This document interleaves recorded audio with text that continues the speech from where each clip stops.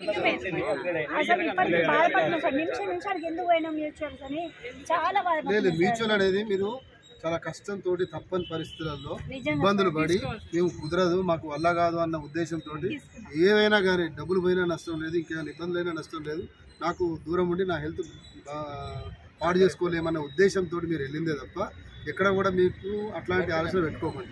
ఇంకెవరైనా ఉపాధ్యాయులు అట్లా చేసినా కూడా తప్పు. దాన్ని నిర్బద్ధంగా అందరూ టీచర్లలోనే ఒక ఏంటంటే వెనకకాలంలో అంటరాని వాళ్ళని చూసినట్టు తప్పు అంటే గవర్నమెంట్ చేయాల్సిన పని మనం చేసుకొని అడ్జస్ట్ చేసుకొని ఉపాధ్యాయులు అనుకుని పెట్టుకుంటే చాలా ఈజీ, ఫ్యూచర్ ఈజీ, చాలా ఈజీ. 317 మ్యూచువల్ ఉంది ఆల్రెడీ. మళ్ళీ దామోదర్ నరసింహ గారు ఇప్పుడు పెట్టారు కదా సబ్ కమిటీలో కూడా మ్యూచువల్ అనేది ఆప్షన్ ఉంది.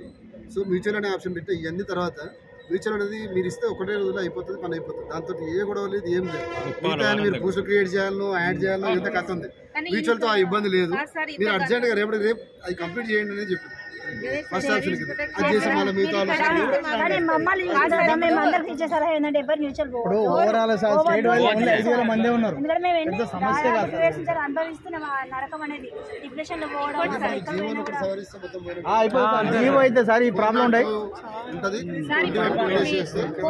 సర్వీస్ ఇచ్చినట్లయితే ఇంకా కొందరు కూడా ప్రాబ్లం ఫేస్ చేసే వాళ్ళు మ్యూచువల్ రాగలుగుతారు సార్. సర్వీస్ ఉంటుంది. ఇప్పుడు ఇక్కడ బ్రేక్ చేయడం వల్ల ఎవరు కూడా ధైర్యం చేయట్లేదు.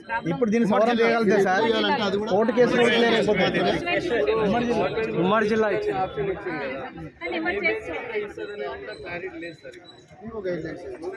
అంటే వాళ్ళ సర్వీస్ ఆల్రెడీ ఇండైరెక్ట్ గా సర్వీస్ కోల్పోవాల్సిందని ఒక జీవోలు ఇచ్చారు 402లో తీసేసి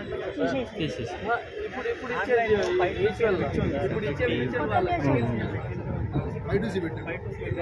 5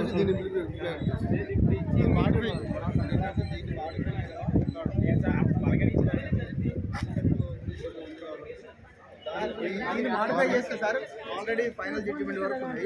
డివిజన్ బెంచ్ లో కానీ సింగిల్ బెంచ్ లో కానీ కేసు ఏమన్నా సార్ కేసు విషయంలో 2 కోర్టులు మారినాయి సార్. ఫస్ట్ 31 కోర్టు ఒకటి ఉండే మేడం ఉండే, ఆమె మొత్తం విన్న చరిత్ర మొత్తం విని లాస్ట్ జడ్జిమెంట్ ఇచ్చే టైంలో ఇంకో డివిజన్ దేనిపైన ఛాలెంజ్ చేసినామంటే 21 పైన ఛాలెంజ్ చేసినాం.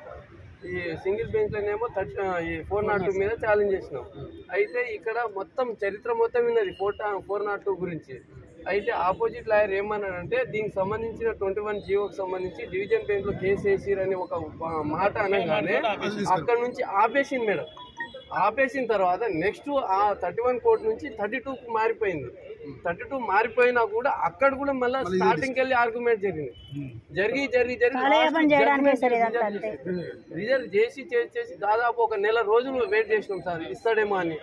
మళ్ళీ అప్పటికి మాకు జడ్జిమెంట్ రాలేదు. మళ్ళీ ఏం చేసింది ఇప్పుడు ఫర్ రిలీజ్ అంటే ఏంది, వేరే కోర్టుకు బదలాయింపు. అది ఎందుకోసము ఇప్పటి వరకు రిలీజ్ చేయలేదు. అందులో ఇంకొకటి అడిగింది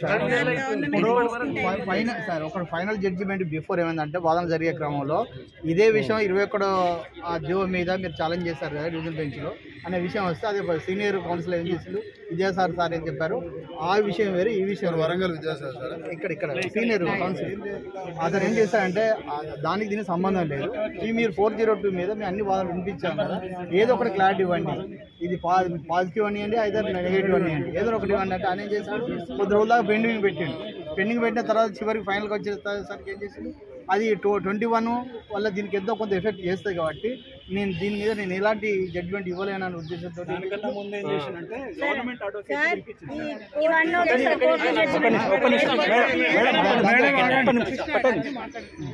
దానికన్నా ముందు జడ్జిమెంట్ రిజర్వ్ అయిపోయిన తర్వాత మళ్ళీ ఒక రోజు ఆయనకు డౌట్ వచ్చింది.